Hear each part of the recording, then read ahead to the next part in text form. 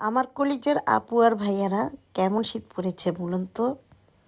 সেই শীত পড়েছে কিন্তু আজকে তো একটু যদি গরম গরম খাবার হয় তাহলে কিন্তু মন্দ হয় না। হ্যালো ভিউয়ার্স, আসসালামু আলাইকুম।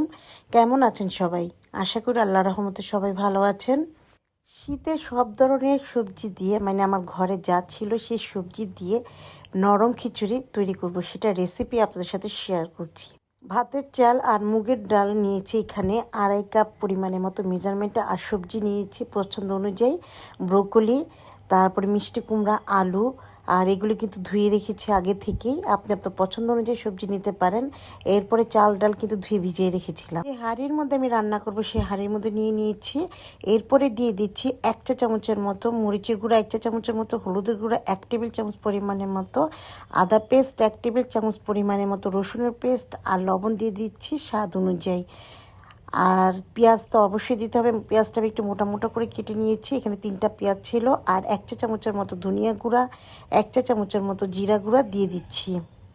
আমি এই সবজির খিচুড়িটা যে রান্না করছি সেটাতে কিন্তু কোনো রকমের মশলা মানে যে একটা সেন্টের মশলা থাকে, কাবাব মশলা বা গরম মশলার গুঁড়া, সেটা কিন্তু দিচ্ছি না। এরপরে পানি দিয়ে দিচ্ছি, একটু বেশি পরিমাণে পানি দিতে হবে। হাত দিয়ে কিন্তু প্রথমে মাখিয়ে নিয়েছি, এখন পানি দিয়ে মানে সিদ্ধ করা পর্যন্ত অপেক্ষা করতে হবে। প্রথমে ঢাকনা দিয়ে ঢেকে দিচ্ছি। এরকম যখন বলক আসবে তখন তো অবশ্যই একটু নাড়াচাড়া দিতে হবে, তলানিতে যাতে না লেগে যায় সেদিকে খেয়াল রাখতে হবে। তারপর আমি গ্যাপে গ্যাপে এভাবে এসে এসে একটু একটু নাড়া দিয়ে নিয়েছি। যখন খিচুড়িটা হয়ে আসবে তখন টমেটো আর কাঁচামরিচ দিয়ে দিচ্ছি। তারপরে দেখা যাচ্ছে একটু অল্প অল্প করে আবার নেড়ে দিচ্ছি। নাড়তে কিন্তু হবে, না নাড়লে কিন্তু এটা বসে যাবে আর কি। আর এখানে আমি চিকেন দিয়ে দিচ্ছি। এটা আমার চিকেনটা কিন্তু বারবিকিউ করা ছিল, তো এভাবে একটু ভেঙে ভেঙে দিয়ে দিচ্ছি। ইচ্ছে হলে আপনি দিতে পারেন, কিন্তু টেস্ট আরও বহুগুণ বেড়ে যাবে।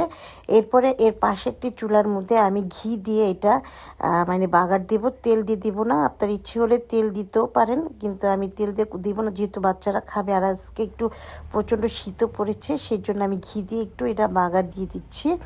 আর এই পাশে চুলার মধ্যে হতে থাক। তারপর রসুনটা যখন লাল হয়ে আসবে তখন এভাবে নামিয়ে খিচুড়ির মধ্যে দিয়ে দিচ্ছি।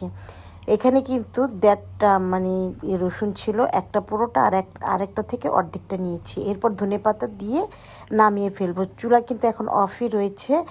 আর এরকম সবুজ থাকা অবস্থায় কিন্তু ধনেপাতাটা থাকলে ভালো লাগে। তো আজ এ পর্যন্ত সবাই ভালো থাকুন, ধন্যবাদ।